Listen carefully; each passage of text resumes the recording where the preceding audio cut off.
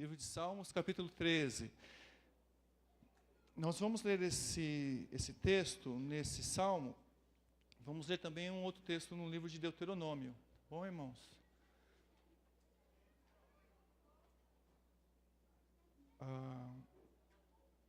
Acharam? Ao mestre de canto, salmo de Davi. Até quando, Senhor, esquecer-te-ás de mim? Para sempre? Até quando ocultarás de mim o teu rosto? Até quando eu estarei relutando dentro de minha alma, com tristeza no coração cada dia? Até quando se erguerá contra mim o meu inimigo? Atenta para mim e responde-me, Senhor Deus meu. Ilumina-me os olhos para que eu não durma o sono da morte, para que não diga o meu inimigo, prevaleci contra ele, e não se regozijem os meus adversários, vindo eu a vacilar. No tocante a mim, confio na tua graça, regozije-se o meu coração na tua salvação. Cantarei ao Senhor, porquanto me tem feito muito bem. Eu vou ler também na versão NVI, não, ele colocou na atualizada, então tudo bem. Na NVI, depois a gente lê, tá bom? Vamos orar, irmãos. Nosso Deus, nós te agradecemos por essa noite, te agradecemos por poder abrir tua palavra e meditar nela, por poder louvar ao Senhor e participar, Deus, juntos como congregação, em adoração ao Senhor, de uma celebração, Senhor. Louvamos o teu nome por esse momento, por esse tempo, e pedimos que o Senhor abençoe esse tempo, abençoe, Senhor. Em nome de Jesus nós oramos. Amém. Amém. O Salmo 13 é um salmo onde os dois primeiros versículos, ele foi escrito por Davi. Essa parte ao mestre de cantos, é Salmo de Davi, é da origem do salmo. Isso não foi um título colocado depois, está no livro de Salmos mesmo. Então, um salmo escrito por Davi. E o versículo 1 e o versículo 2, quando ele diz, até quando, Senhor, esquecer-te-ás de mim para sempre? Até quando ocultarás de mim o teu rosto? Até quando estarei relutando dentro em minha alma, com tristeza no coração cada dia? Até quando se erguerá contra mim o meu inimigo? É um lamento sobre uma opressão que ele está sentindo do inimigo dele. O inimigo estava oprimindo Davi e ele faz esse lamento nesses dois primeiros versículos. Nos dois versículos seguintes, o 3 e o 4, ele faz uma oração. Atenta para mim e responde-me, Senhor Deus meu. Ilumina meus olhos para que eu não durma o sono da morte, para que não diga o meu inimigo, prevaleci contra ele, e não se regozijem os meus adversários, vindo eu a vacilar. É uma oração que ele faz a Deus. E nos dois versículos seguintes, os 5 e o 6, é um compromisso de louvor que ele toma pela intervenção de Deus na vida dele. Ele assume um compromisso para louvar a Deus. Então ele diz, no tocante a mim, confio na tua graça, regozije-se o meu coração na tua salvação, eu cantarei ao Senhor, porquanto o Senhor me tem feito muito bem. A NVI ela traz a palavra, em vez de graça, a palavra amor. E eu gostaria que mostrasse aqui uma frase ou uma tentativa de resumo daquilo que eu vou falar. Eu não preparei slide, mas eu deixei essa frase. O amor de Deus responde aos anseios mais íntimos da nossa alma, mesmo na mais profunda angústia, e dá a vitória sobre os inimigos, e nos motiva a viver. Esse amor aqui é um amor ligado à aliança que Deus faz com o seu povo, a aliança de Deus, o compromisso que Deus assumiu para ele de amar. E a disposição é que Deus assumiu em manifestar esse amor e colocar esse amor no coração do seu povo e levantar o seu povo pelo seu amor, derrotar os inimigos, dar uma resposta à angústia do coração daquele que está sofrendo. Um contexto rápido desses salmos tem duas possibilidades, desse salmo aqui, duas possibilidades. Uma é que Davi, o inimigo aqui que Davi diz era Saul. Davi estava fugindo de Saul. Davi ele fugiu mais ou menos 20 anos de Saul, desde que ele foi ungido por Samuel, ainda adolescente. Ali, um pouco depois, ele vence Golias, um pouco depois ele entra no palácio, mas ao participar do palácio, Saul percebe que Davi era um potencial rei para tirar o reino dele.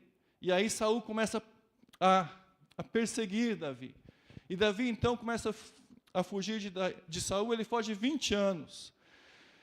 Por 20 anos ele foge de Saul, sabendo da unção que Deus tinha dado na vida dele. E não foi só ele que fugiu, ele teve que levar a família dele, teve que levar aqueles que estavam junto com ele, porque foram perseguidos também. 20 anos sabendo da sua unção, vendo o reino nas mãos de Saul e tendo que esperar. Mas uma outra possibilidade para o contexto desse salmo, e eu tenho a tendência de ir para essa outra possibilidade, é quando o filho de Davi, já rei, muitos anos depois, o filho de Davi chamado Absalão, persegue Davi.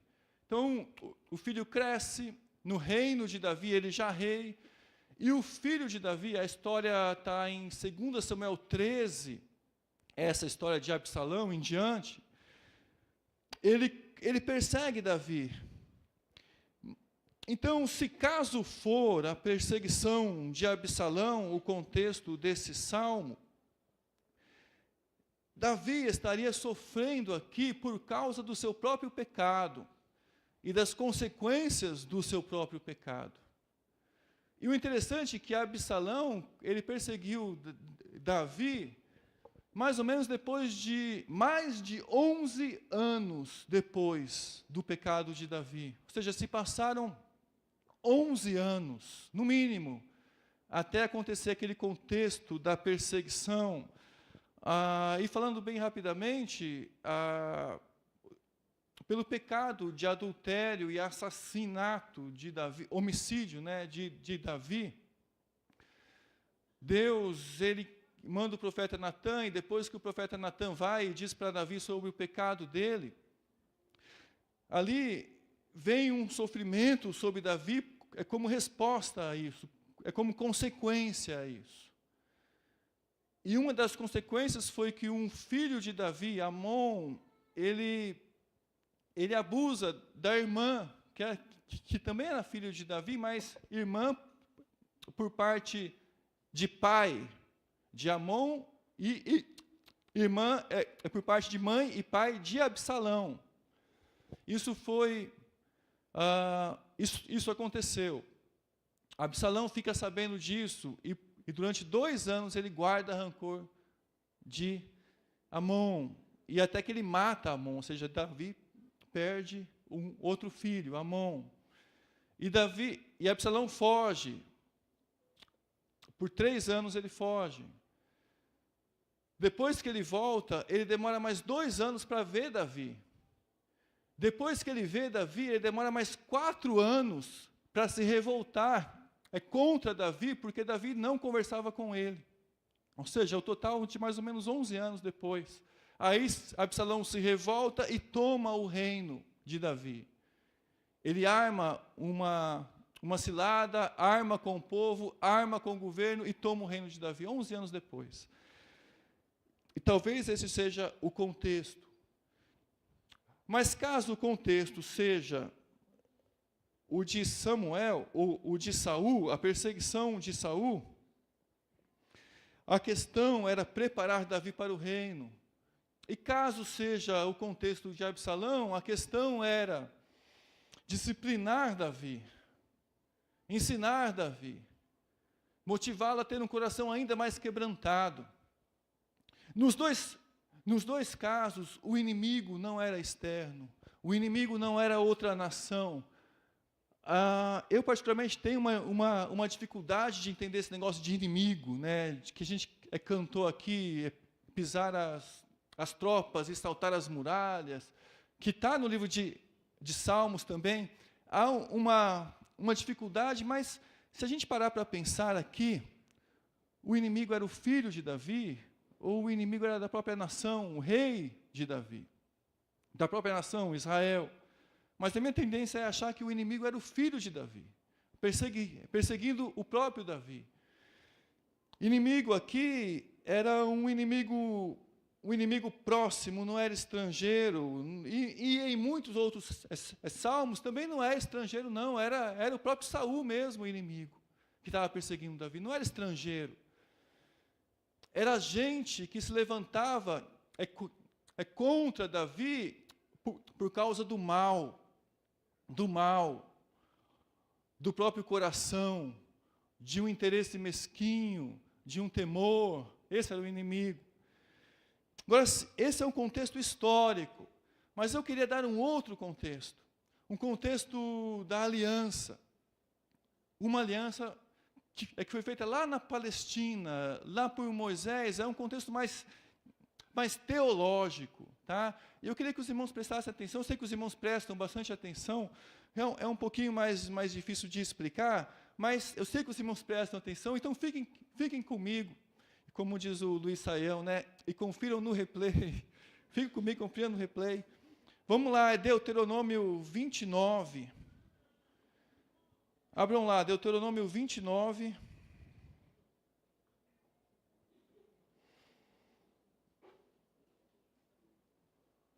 Aqui ele vai falar da aliança palestina. Os irmãos já ouviram falar da aliança palestina?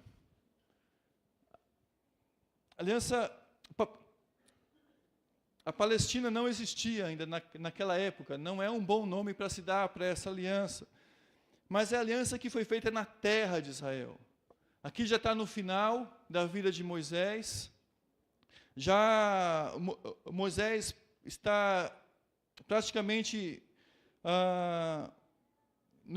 já para subir aquele monte onde ele vai morrer, no capítulo 31, já anuncia e já fala da morte de Moisés, no final do 31, possivelmente foram as últimas palavras escritas de Moisés, o povo estava diante da terra de Canaã, já dentro lá da terra, antes do Jordão, antes de atravessar o Jordão. Então, Deus, através de Moisés, refaz uma aliança lá na terra de Israel, que naquela época era Canaã ainda. E o contexto aqui é esse, no capítulo 28, Moisés ele vai escrever sobre as bênçãos e as maldições. Aquele que seguir a Deus e obedecer a Deus será abençoado, receberá as bênçãos da promessa de Deus, e aquele que não obedecer a Deus e não guardar Deus no coração será amaldiçoado, e no seu coração terá a maldição de Deus.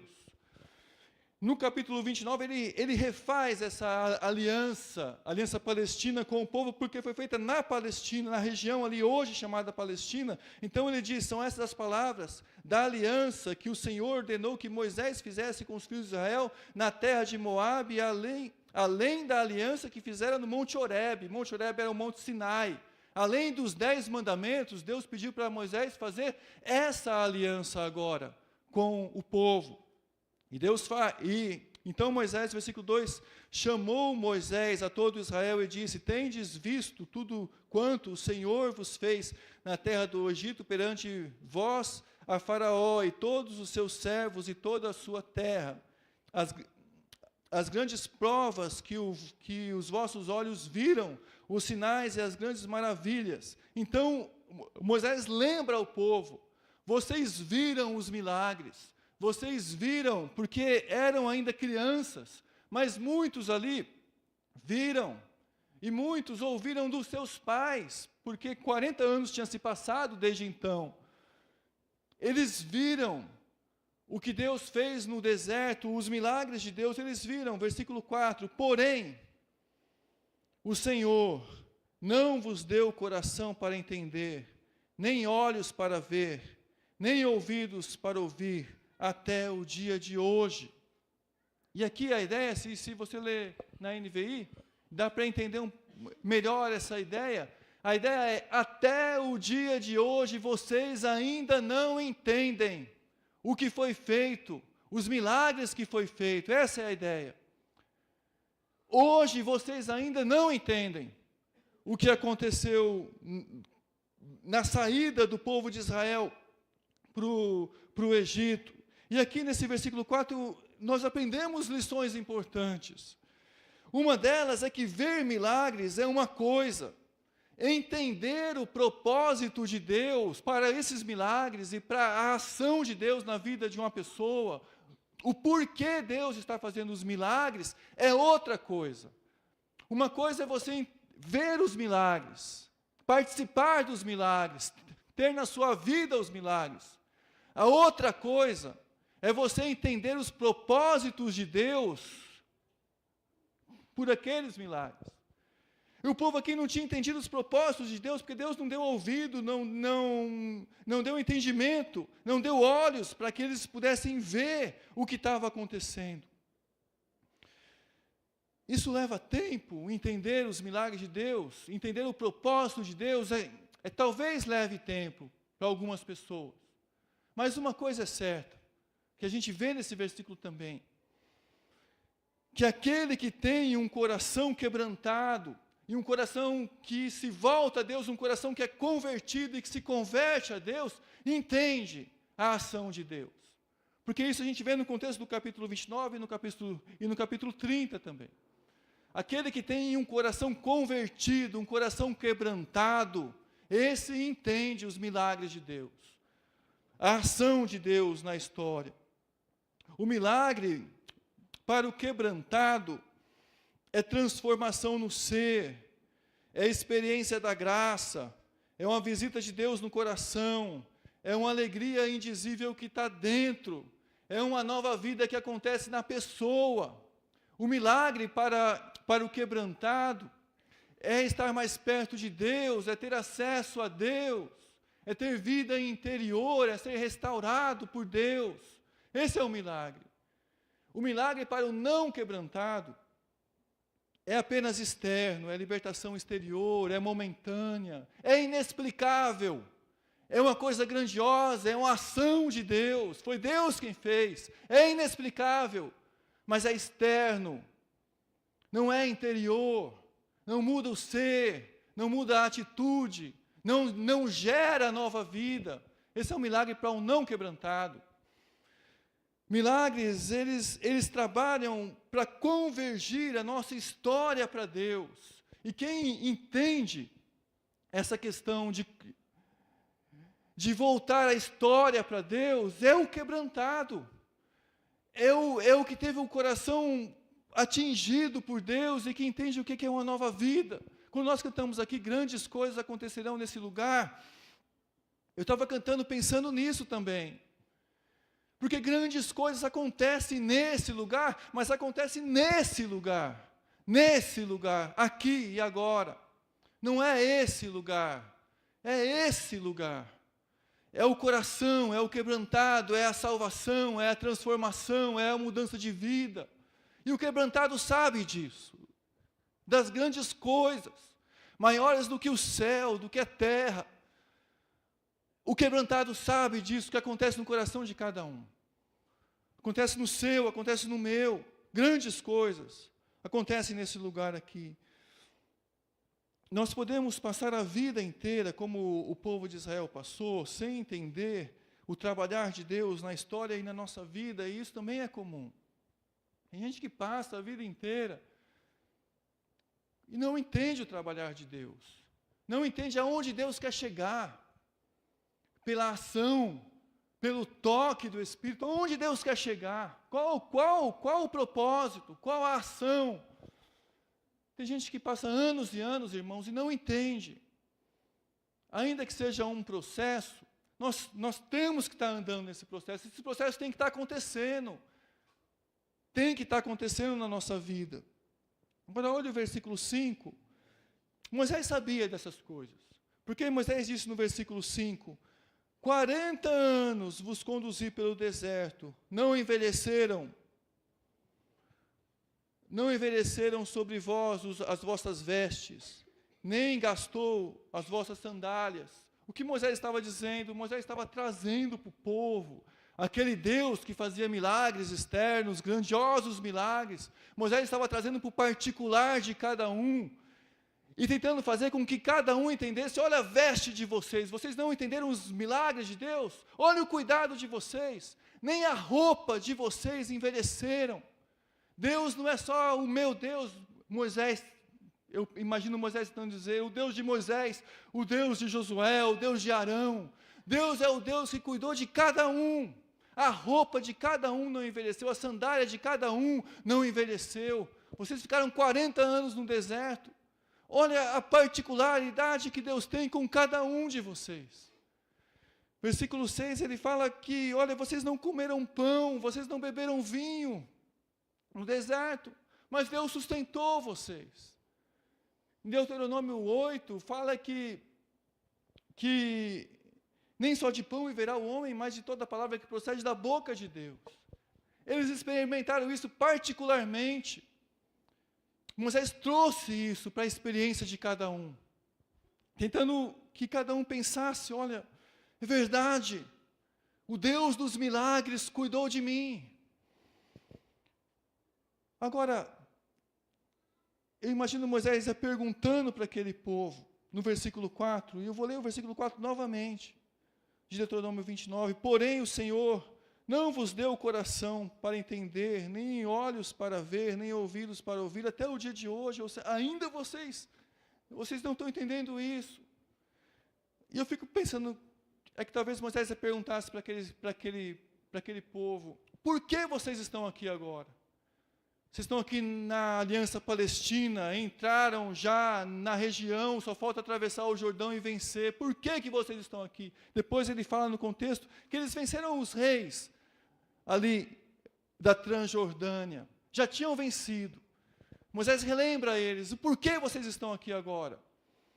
Por que você está aqui agora?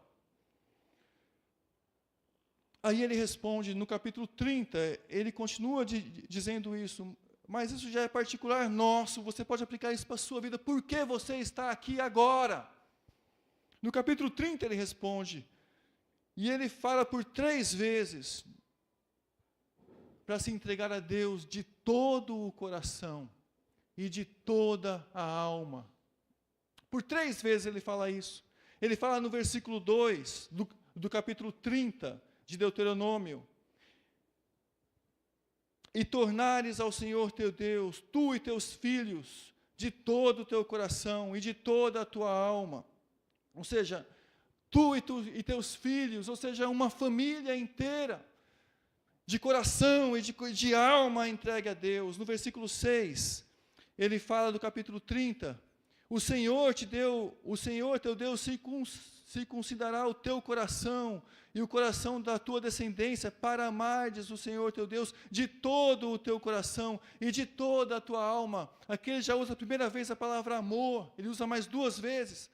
Amar ao Senhor teu Deus de todo o teu coração e de toda a tua alma. Versículo 10 do capítulo 30.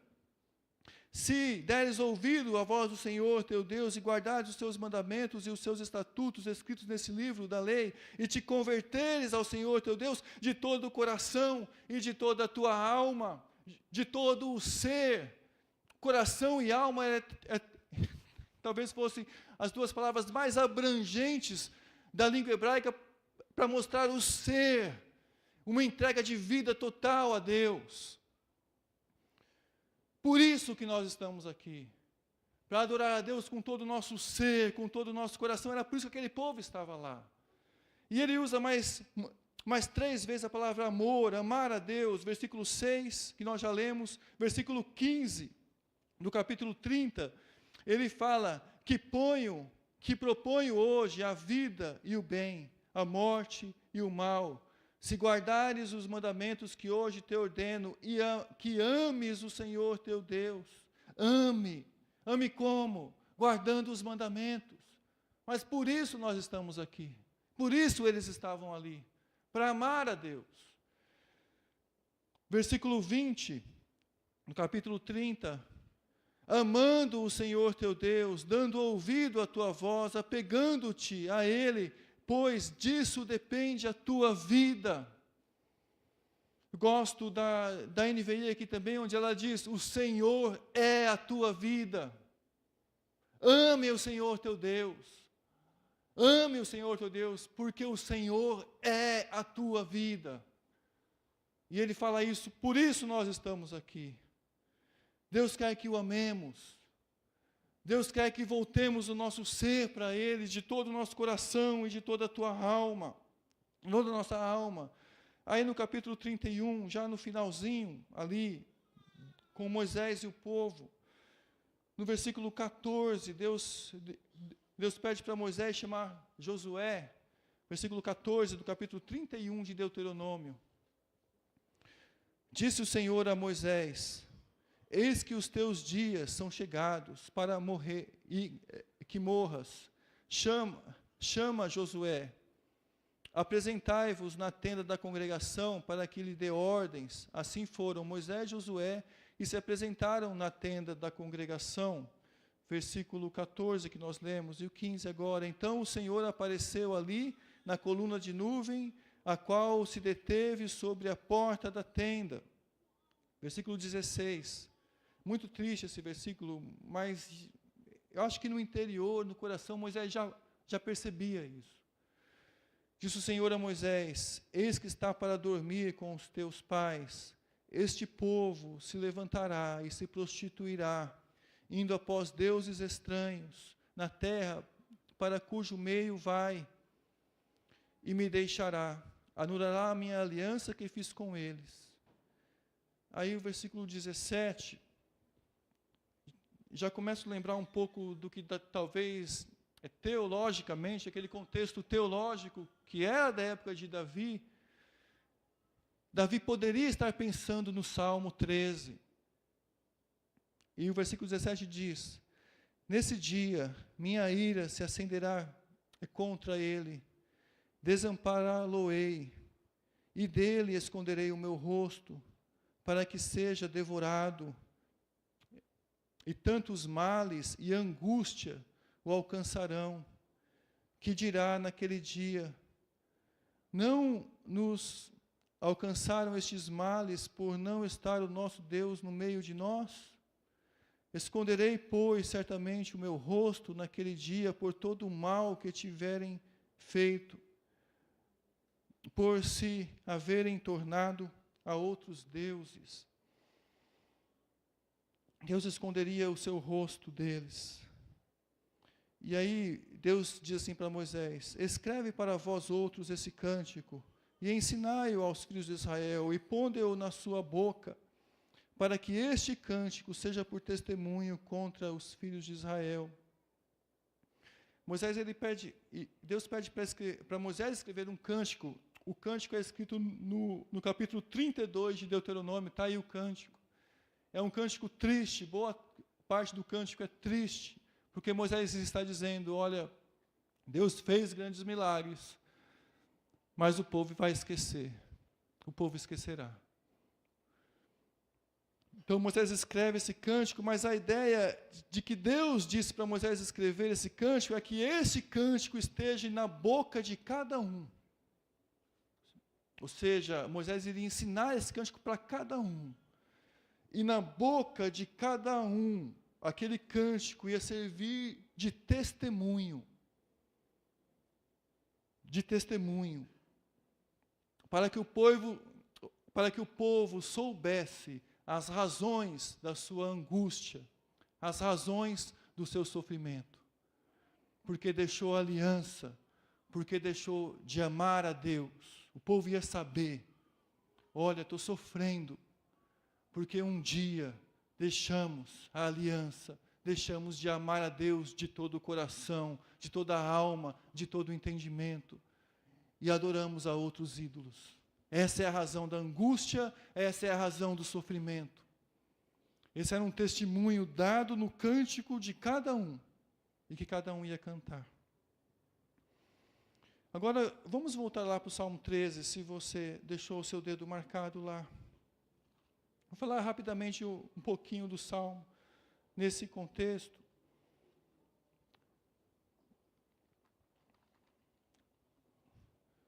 Os versículos 1 e 2 do Salmo 13 é um lamento pela opressão do inimigo. É um lamento que o inimigo tenha ganhado tamanha vantagem na pessoa que adora a Deus e que serve a Deus. É um lamento que os males, aquilo que não era vontade de Deus e nem plano de Deus, tenha envolvido alguém ou uma pessoa de tal maneira a trazer tamanha angústia, e que demorava tanto tempo, tantos anos, que envolvia o coração. E o salmista pergunta 4 vezes: até quando? Até quando? Ainda que essa palavra até quando mostrasse esperança de que um dia iria acabar, mas também mostrava quanto era difícil passar por aquele momento, e que aquele momento durava um tempo maior do que se esperava. E que se muitas vezes não via solução, saída, não via nos olhos de quem canta, não via uma direção, uma saída humana para o que estava acontecendo. Era uma tristeza que era um fato, e ele aceitava a tristeza como um fato, mas uma tristeza de alma persistente, que durava. E o salmista Davi diz: até quando ocultarás de mim o teu rosto? Parecia que ele estava vivendo em Deuteronômio 28, a parte que falava de maldição, onde Deus tinha deixado a bênção, as suas bênçãos, o desfrute das bênçãos na vida dele. E ele olhava para a vida dele, e naquele momento ele só via maldição, só via angústia, não via a presença, não via o rosto, não via a direção de Deus na vida dele. Davi queria apenas desenvolver as bênçãos que Deus tinha dado para a vida dele. Ele sabia das bênçãos, ele sabia da unção, ele sabia que Deus abençoava. E ele queria ter a oportunidade de desenvolver isso, de ver os frutos das bênçãos de Deus no cotidiano, na vida comum. Era isso que ele queria. Irmãos, aqui tem uma lição importante para a gente, porque o resultado da nossa fidelidade, de maneira completa a Deus, geralmente, e na maioria das vezes, como a Bíblia diz, bem-aventurado é aquele que obedece, são bênçãos de Deus. O resultado de se servir a Deus de coração é um desfrutar contínuo de coisas que nós desenvolvemos, nós vamos construindo nossa casa na rocha. Nós não construímos nossa casa na areia. Quem obedece a Deus e tem o coração servido íntegro a Deus, constrói a sua casa na rocha, aprende a construir na rocha, e vai construindo, vai vendo o edifício, vai vendo melhores relacionamentos, vai vendo relacionamentos que vão se construindo de maneira mais saudáveis, vai vendo uma família que vai crescendo de uma maneira melhor, ele vai construindo um trabalho mais honesto, ele quer a oportunidade de se ter um trabalho honesto, de se trabalhar honestamente, e de ganhar o seu trabalho honestamente por ser honesto. E um coração livre, e vai trabalhando, e vai construindo a sua casa na rocha, o coração está na rocha. E isso são frutos, muitas vezes, no Novo Testamento a gente vê bem isso, espirituais. Os frutos do Espírito são amor, paz, alegria, paciência, amabilidade, bondade, fidelidade, mansidão, domínio próprio. Isso significa uma maturidade espiritual. Isso significa uma maturidade de quem está construindo sua casa na rocha. E de quem está procurando construir, fiel a Deus e aos mandamentos de Deus, nas bênçãos de Deus, sua casa na rocha. E a pessoa vai construindo, vai agindo, sempre contando com a graça de Deus, vai trabalhando, a graça de Deus vai abençoando, e a graça de Deus vai abençoando. Mas aí eu pergunto, e quando, mesmo que construindo nossa casa na rocha, e mesmo recebendo de Deus recompensas, entre aspas, que são consequências naturais, mas são recompensas também, uma melhor família, um melhor trabalho, melhores relacionamentos, um melhor ser, melhores decisões, uma paz interior. São recompensas. São recompensas que alegram nossa alma. São recompensas que nos motivam a viver ainda mais para Deus, que nos engajam na fidelidade com Deus, que geram em nosso coração segurança. Segurança de estar mais perto de Deus e de ser um crente. E de ser um crente fiel a Deus. Mas e quando? E quando tudo isso nos é tirado? E quando tentamos construir nossa casa na rocha, sabemos da nossa fidelidade, da ação de Deus, e sabemos que Deus está conosco, mas o nosso trabalho causa solidão. O nosso trabalho em ser fiel a Deus, o nosso trabalho espiritual, o nosso desenvolvimento espiritual causa apenas solidão, incompreensão. Nós vamos enxergando cada vez, talvez, mais perdição.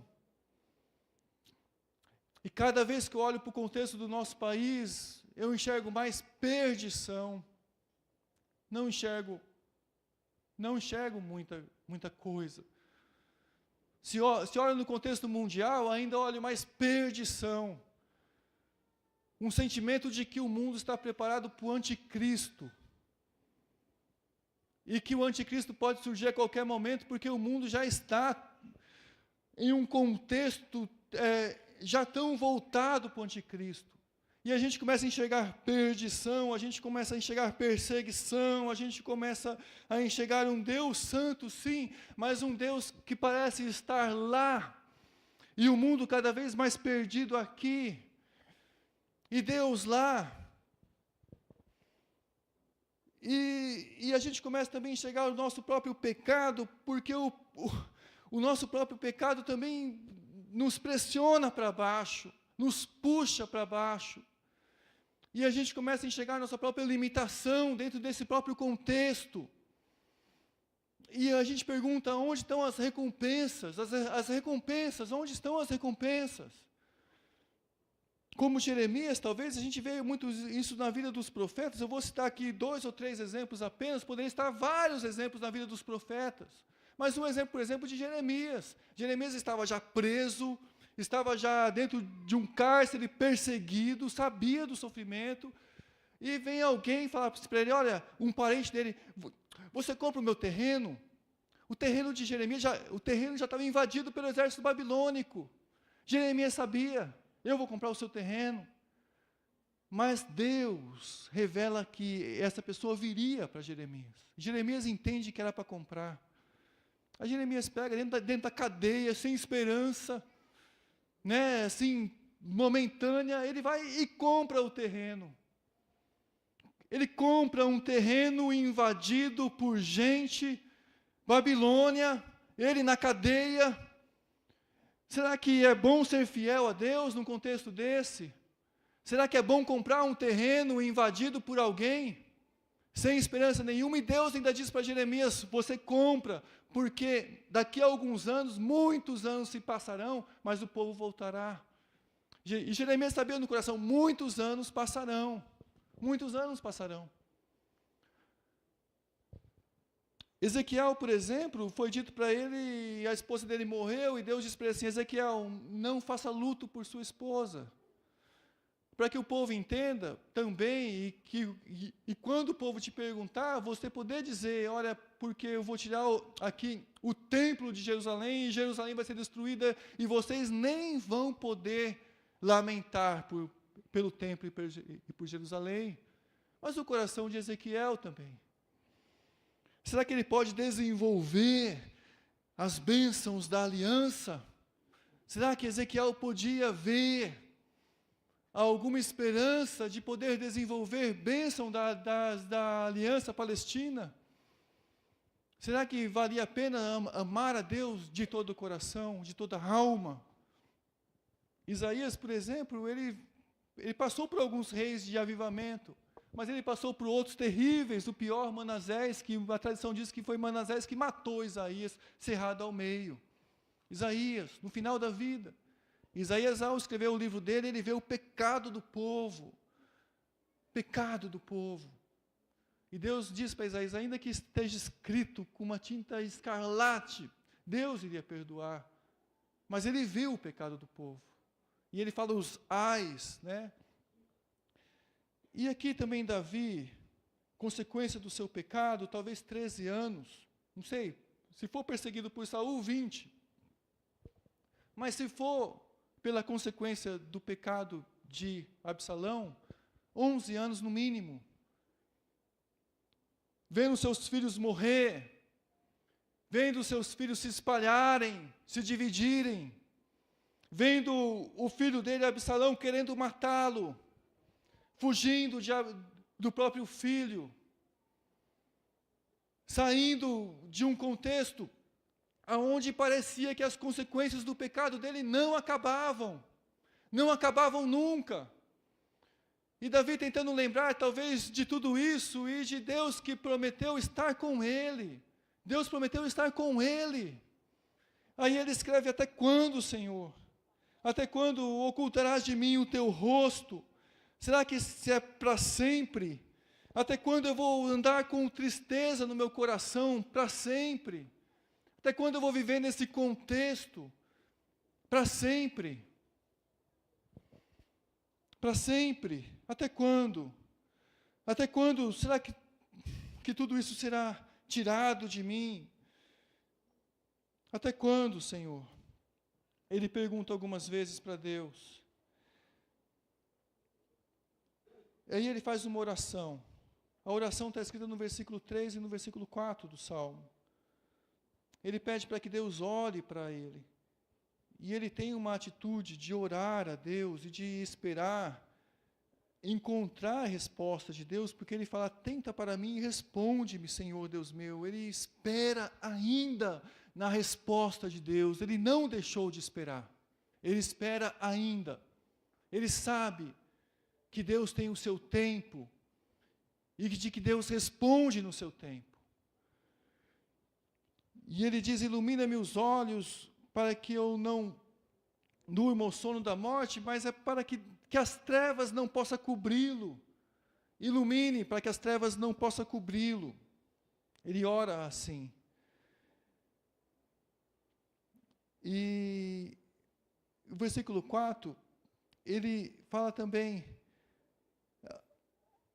para que não diga o meu inimigo, prevaleci contra ele, e não se regozijem os meus adversários contra mim. Ele sabia que a vida dele foi feita para glorificar a Deus. Ele sabia disso. E ele sabia que se ele vivesse e continuasse naquele momento, daquela maneira, ele teria uma tendência de sucumbir. E sucumbindo significaria que a vida dele não glorificava e não iria glorificar a Deus. Ele sabia disso. Então ele estava naquela questão, preciso glorificar a Deus. Preciso sair dessa tristeza, mas eu preciso sair dessa tristeza em resposta a Deus, mas para que a minha vida glorifique a Deus. Para que os inimigos não vejam que a minha fé foi em vão e que o meu testemunho foi em vão.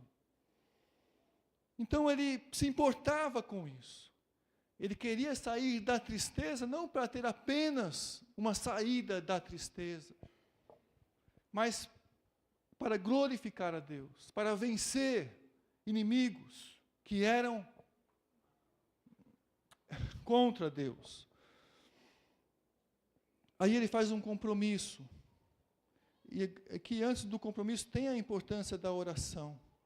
Porque orar é colocar nossa alma diante de Deus. Então ele colocou a alma dele diante de Deus. Ele colocou o que estava acontecendo diante de Deus. E quando a alma dele foi elevada a Deus, ele assume um compromisso. E o compromisso é do versículo 5 e 6.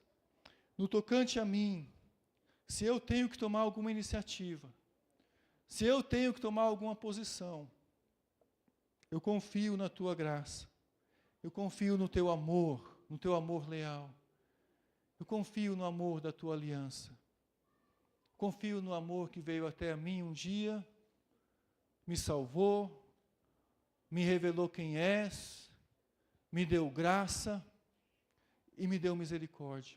Eu confio nesse amor. Assumiu esse compromisso para si, de que esse amor era pessoal, e entendeu que ele estava passando, iria um dia ser superado. Aí ele diz, exulto em tua salvação. Eu entendo a tua salvação. E sobre o amor de Deus, é que o tempo já, eu acho que eu passei um pouquinho de tempo, ainda tenho 5 minutos. Mas sobre o amor de Deus, lá no Getsêmani, quando Jesus disse, o texto é, eu não vou ler Marcos 15, 44. Quando Jesus olha para o céu e para Deus e diz, Eloi, Eloi, lama sabachthani, Deus meu, por que me desamparaste? Ali tem a maior expressão do amor de Deus, porque a Trindade ali, de alguma maneira, foi afetada pelo nosso pecado. Porque Deus, ele falou, Deus meu, por que me desamparaste? Mesmo eles tendo uma pessoalidade, sendo pessoas diferentes, mas sendo um em amor, Deus, sendo um neles mesmo. Ali foi mostrado o quanto Deus ama a cada um de nós. Porque Jesus foi desamparado por um momento, por amor, foi ali. E isso também é prova de uma aliança de Deus conosco. A aliança que Davi tinha era aquela, feita no Sinai, renovada no livro de Deuteronômio, onde foi dito, ame a Deus de todo o teu coração. Essa é a aliança que Davi tinha. Agora nós temos essa aliança do amor de Deus. E aí, Davi diz também no versículo 6, cantarei ao Senhor, porquanto me tem feito muito bem. Eu cantarei ao Senhor porque eu ainda quero dar um testemunho verdadeiro. Quero ter um cântico na minha boca, que não é o cântico dos rejeitados e dos angustiados, que abandonaram a Deus e que cantam o canto de Moisés. Não. Davi tinha o cântico daquele que se voltou para Deus e Deus voltou o rosto para ele, operou dentro do coração dele e deu a ele um novo cântico. Esse era o cântico que ele queria cantar. E um testemunho deixarei na minha vida, que é um testemunho de louvor, que vence o mal e que vence os meus inimigos, de quem venceu os inimigos pela graça de Deus. Um testemunho de um Deus que se revelou uma vida e que se ergueu na nossa vida. Existe a tristeza, sim, mas o Senhor é aquele que me tem feito muito bem. Ele fala no versículo 6, no final do salmo, e ele termina o salmo assim, porque Deus me tem feito muito bem, e ele chega a essa conclusão. Agora, algumas aplicações, irmãos, para a nossa vida. A primeira delas, coloque suas questões a Deus. Não sei o que estamos passando, você ou eu estamos passando. Eu sei o que acontece na minha vida, mas na sua vida não. Coloque diante de Deus. Não tenha vergonha de dizer até quando. Não tenha vergonha. Coloque, Deus sabe. Deus ama. Você sabe o nó que você tem na sua garganta. Só você sabe. Então coloca isso diante de Deus. Confia em Deus. Será que Deus tem ouvido você? Será? Será que Deus tem ouvido você? Irmãos, lógico que Deus tem ouvido você. Deus está próximo de você. Deus ouve o seu clamor. Coloque diante de Deus. Será que nós queremos que Deus tire a nossa tristeza para que a gente possa vencer os nossos inimigos? Olha, avalie o seu coração também. Por que você está aqui agora? Por quê? Será que você quer que Deus tire a sua tristeza para que você vença os seus inimigos. E quem são os seus inimigos? No contexto que eu falei, o que eu tentei mostrar aqui é que os nossos inimigos é um ambiente mundano entregue ao pecado. Os nossos inimigos são propósitos malignos que envolvem nossa vida e o nosso ser. Esses são os nossos inimigos. O inimigo de Davi não era externo. Davi não queria que o filho dele, Absalão, morresse. E nem matou Saul, quando teve a oportunidade de matar. Mas não queria que Absalão morresse. O inimigo de Davi era um maligno que tinha alcançado a vida dele, tinha envolvido ele. Esse era o inimigo de Davi. Eram trevas. Ou o próprio pecado. Uma tristeza de 11 anos. 11 anos. Perseguindo por causa de um pecado. E aí ele clama a Deus, responde. Responde, Deus. Então, avalie o seu inimigo. Lembra, um coração quebrantado é um coração que vê uma transformação dentro. E é um coração que vê a possibilidade de vencer esses inimigos. Avalie o seu coração, então. Deus, Ele poda a nossa vida, muitas vezes, para que a nossa vida dê frutos, como aquele agricultor lá de João 15, onde Jesus ensina que nós somos os ramos de uma videira, mas o ramo que dá fruto, que não dá fruto, ele poda, e o ramo que não dá fruto, o ramo que não dá fruto, ele poda, e o ramo que dá fruto, ele também poda para que dê mais fruto ainda. Mas eu lembro as palavras de um missionário que disse assim, olha, Deus nunca está tão perto, o agricultor nunca está tão perto da videira no momento no momento em que ele está podando. Ele está podando para dar mais frutos ainda, quando fez com Davi. Mas ele está perto. Ele está perto. Está podando, mas está perto.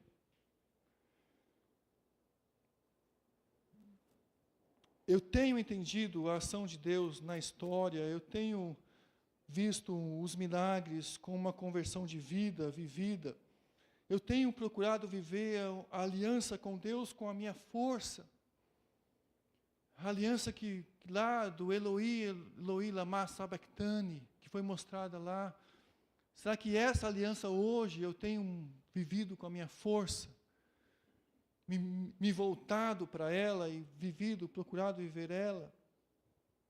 Deus está colocando um novo cântico na vida nossa, de louvor a Ele, com a história. Mas será que esse novo cântico, eu canto ele? Porque eu também quero dar um testemunho de vitória que glorifica a Deus. Será que no meu sofrimento eu penso isso? Eu acredito que tem um cântico que só eu vou cantar diante de Deus, e que esse cântico agrada a Deus, porque é em louvor a Ele, e é um testemunho de vitória, pelo que eu passei, pelo que eu estou passando, mas eu vou cantar isso diante de Deus. O relacionamento entre eu e Deus, entre nós e Deus, será que tem dado significado para tudo mais na minha vida, para os outros relacionamentos e tudo mais na minha vida, como o livro de Deuteronômio já dizia, Ele é a nossa vida. Ele é a nossa vida.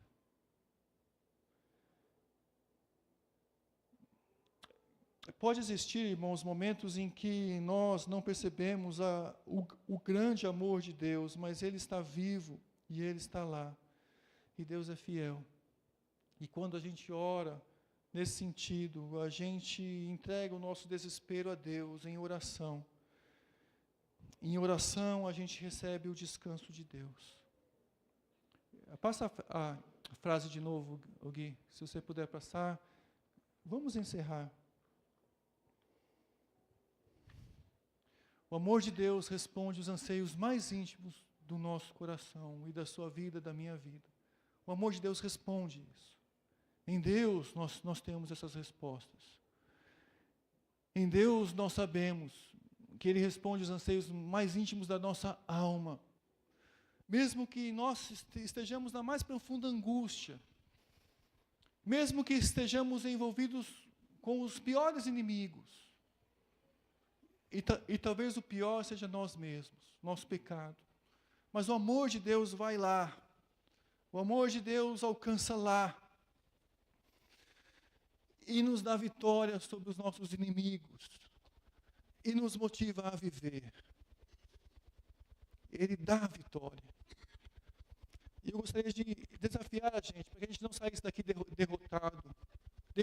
Derrotado não. Confiante no amor de Deus. Revigorado, animado,